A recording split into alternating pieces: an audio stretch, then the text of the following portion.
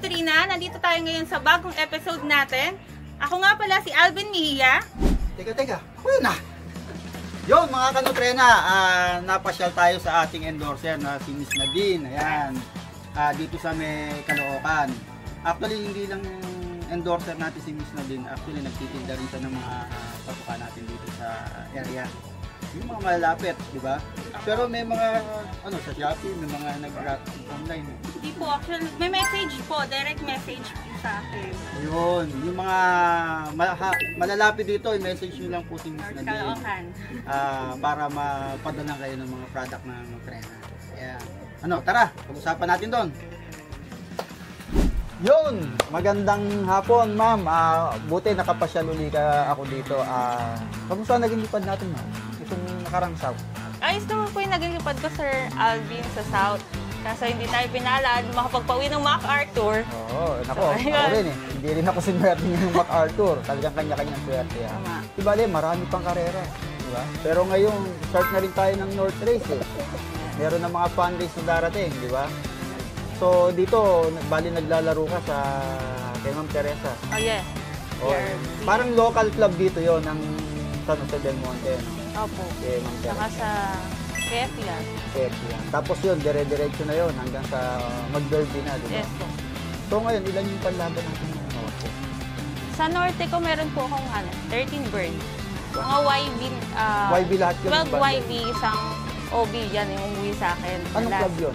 Yung panlaban mo ng Norte? Maglalaro po ako sa North, BBCM. BBCM po lahat. Lahat BBCM. Kasi naka-BBC ring yung series po sila lahat. So aabangan natin yung magiging lipad ni Ma'am Nadine ngayong North. Sa tingin mo ba, saan ka ba mas komportable maglipad? Sa North o sa South? Para saan, sir? Mas okay ako sa Norte. Pero ang sabi nila, marami ako naririnig, mas magandang manalo sa South kasi mahirap po sa South. Para sa akin Norte, okay na sa akin manalo ako doon. Pero sa South, syempre, mas, di ba? Actually, lagi nilang sinasabi na madali Norte. Pero ako hindi ako naniniwala madali ang Norte. Marami po nagsasabi. Although nasasabi nilang madali kasi walang tawiran. Pero grabe ang hirap ng Norte. Kahit walang tawiran ng dagat, mahirap ang Norte. Lalo na itong nakarang summer lang, halos magkaubusan, di ba? Kasi ang kalaban natin dito, panahon, ulan.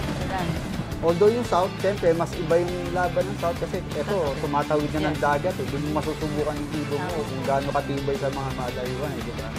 Pero hindi natin pwedeng isihin ng Norte, nako. Wala po makakapagsabi. Marami dyan, first lap pa lang, pag nag-smash, nako, talagang nasisiro, di ba? Kaya lahat ng karera, mahirap yan. Walang madaling karera. Diba? Kaya lang nasasabi natin mas palagay tayo sa North o sa South, yung klase ng training na ginagawa natin, mas nadadalian tayo, mas maginawa sa atin. Mas malapit, mas madali ang training dito. Mas madali ka makapag-training compare sa South. Diba? Ako naman, mas komportable kung mag-self-to sa South compare sa North. Kasi sa akin, yung 1 hour ko, pag nag-travel ako papuntang South, nasa mga 28 kilometers na ako noon. Dito sa akin, 1 hour na biyahe ko, nandito pa lang ako sa San Jose del Monte, Bulacan, palabas pa lang ng Montalban yun. Isipin mo yun, magkatabing bayan lang. Kumbaga, medyo, tapos ang dahil pa sikot-sikot dito. Yung 28 kilometers ko from sa bahay ko hanggang dito sa Norte, nasa Balagtas pa lang ako. Kung titingnan mo, lapit. Pero ang tagal motorin mo. Pero ikaw, Sir Alvin, saan mo prepared mas sinasabi mas madali? Mas nadadalian ako mag-training sa South compare sa North. Mas nadadalian ako sa training pero hindi ko sinasabi nadadalian ako sa karera. Sa karera? Yeah, walang madaling karera. Kahit summer race yan, derby proper yan.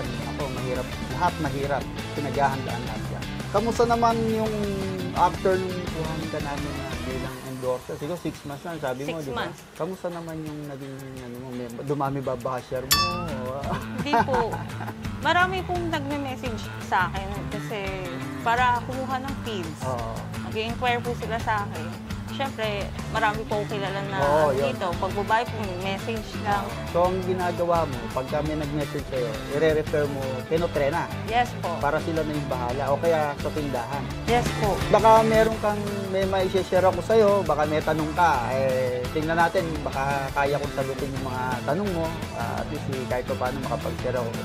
Sabi ng mga konting alam natin pagdating sa racing champion, di ba? Sir, ito, question ko lang. Itong North Race, di ba, darating na tayo, training na tayo. Paano ka nag-prepare ngayon? Mga conditioning? Hindi, actually, ako hindi ako maagang nagte-training talaga ng kalapasan. Late ako mag-training ng kalapasan. As much as possible, nagse-self-test ako. Kadalasan sumasabay ako sa club. Nasa mga 100 kilometers ang bitaw nila bago ako magsabay. Kasi hindi sa sinisiraan ko yung mga club. Pagka tayo nagkarga sa track, diyan na tayo makakuha ng sakit. Lalo pag maaga. Maaga, di ba? Nagginawa ko na kasi dati, sinabihan din ako ng mga veterano. Pag nagkarga ka ng maaga sa track, andun na natin. Bago ako kumarga, 100 kilometers medyo tumining na yan. Halos naubos na kung may mga nagkasakit, nawala na yan. Lahat na matitibay, nandun na yan. So habang tumitibay sila ron sa bitaw, ako naman, hindi ako nagpapabaya. Tinutos ko talaga ibong ko. Para pagka sumabay ako sa kanya, makakasabay naman ang ibong ko. At saka kagandahan nun, napapalakas ko yung ibong ko sa loaf ko pa. Hindi ko sila binibigla. Kasi napansin ko rin, may mga ibon na late maturing. So yun, talagang pinaiidad ko muna. Binibigyan ko sila ng magandang lakas. So, para pagdating sa track, dyan na yan, bugbugan na, dyan na lahat yan. Dyan, lahat ng klase ng sakit, lahat ng klase ng sakit sa katawan, ma-experience nila dyan sa track. Normally, mga last month bago mag-derby, doon na ako sumasabay sa track. Pero yung first month ng training, kasi normally 2 months yan. Yung first month talagang self-taught ako. Tapos more lang ako, water, tubig lang, vitamins lang sa tubig. Hindi ako nagsusubo pero pagka yung mga 2 weeks na bago mag-derby, saka lang ako nagbibigay ng mga dapat ko ibigay sa derby. Tulong. Na vitamins. Sa derby na mismo. Kasi kung ano yung binigay ko, hanggang last lap yun ang binibigay ko. Wala akong binabago, hindi ko sila dinadagdagan na gamot. Basta yun ang ibibigay ko. Hanggang dulo na yun. Kumbaga nag-a-adjust na lang ako kasi minsan nababago yung derby, araw ng loading, gano'n. So nag-a-adjust sila. Doon na lang ako mag-a-adjust. Basta ang importante lang sa akin, malakas yung ibon. Maganda kondisyon, malakas ang ibon. Tama yung training, tama yung preparation na training na binigay natin. Hindi natin sila binigla, hindi natin sila pinilit. Di ba? Pero sir, pag ikaw naglilipad ka, anong mas mo, yung matanda na, o yung parang bata pa sa pag, di ba may gano'n, mauna ka mag-breed. Tapos mayroong late to nag-breed talaga. Isa pa yan, dapat yan, na-observa mo sa ibon mo eh. Kasi merong mga ibon na pagka talagang mga bata sila, magagaling talaga sila. Merong gano'n. Merong pagka habang umiidad sila, medyo nagiging tamad. So, kaya dapat kabisado mo talaga ibon mo kung saan sila magaling. Kasi meron namang bata, kasi meron ako, bata eh. Naku, laging late umuwi. Pero habang tumatagal, habang umiidad, gumagaling. Doon natin nakikita kung gaano natin kakabisado yung mga line ng ibon natin. Hindi yung basta, breed ka lang. Breed ka na, breeding season na. Ito, pagulangin natin kasi, di ba? Madalas yan, namamaris na, nagloloko-loko na yan. Namamaris. At saka medyo iba na yung gulang sa lipad eh. Pagka bata kasi talagang agresibo yan. Disgrasya, inaabot pag nawala sa timing. Kaya dapat kabisado. Pero alam ko, bumibili ng mga ibon to ngayon. Kailangan na natin na mga bloodline ito. Kailangan na natin mag-iba ng line. Kasi isa pa yun, dapat talaga, matibay talaga. May bloodline ka na hawak talaga na alam mo, matibay na alam mo, matalo, hindi, dumba sa dumulo siya, andyan na yan eh. Kasi yung panalo, bonus na lang yan. Pero yung dudulo, alam mo dumudulo ibon. Kumbaga na andyan na yan. Swerte na lang ang kailangan natin. Yan sir, bago tayo magtapos, baka may tip ka sa akin. Yun, Ito, bilang isang, ilang taon na nag-iibon? 3 years. 3 years, Ako mga siguro may 12 years na rin. Ang tip ko sa'yo, eto kasi ginagawa ko to eh. Every time na may mamimit ako ng mga, mga idol, ayan, hindi ako nahiyang magtanong talaga.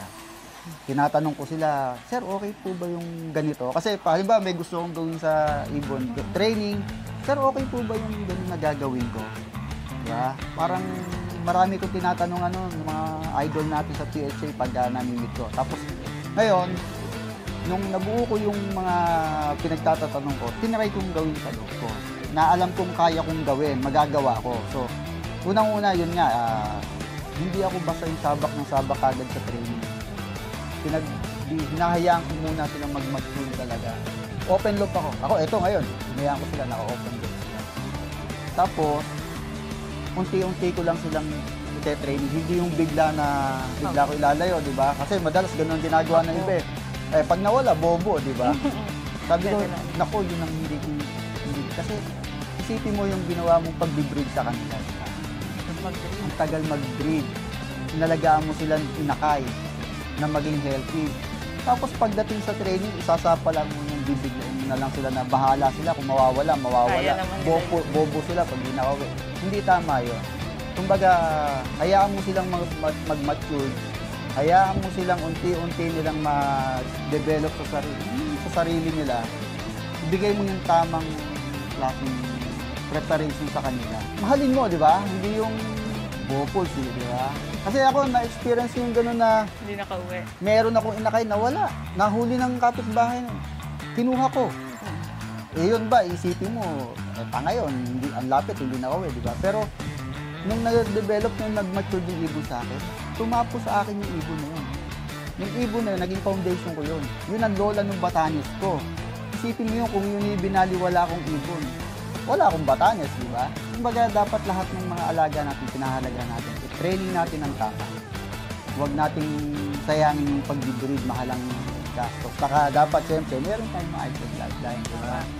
Kasi kahit anong klaseng kondisyon ang gawin mo, kahit anong klaseng preparation, kung wala ka talagang maayos na bloodline, talagang napaka-importante yan. Tapos, siyempre, yung patukan ng nutrena. Isa yan. Yung malinis, saka alam natin hindi nababago yung quality. Kasi alam mo naman, yun ang kagandahan ng nutrena. May sariling mga import talaga ng buto yan. Hindi kagaya nung iba na umaasa lang sa mga nahandito sa atin. Kaya kung mapapansin nyo, nababago yung timpla natin. So dun tayo sa hindi nababago yung quality, yung timpla. Siyempre, alagang nutrena yan. Kamusta na yung naging lipad mo ditong nakaraang South? Sasagot na ba ako? Oh, siyempre. Ay, akala ko ikaw muna kasi.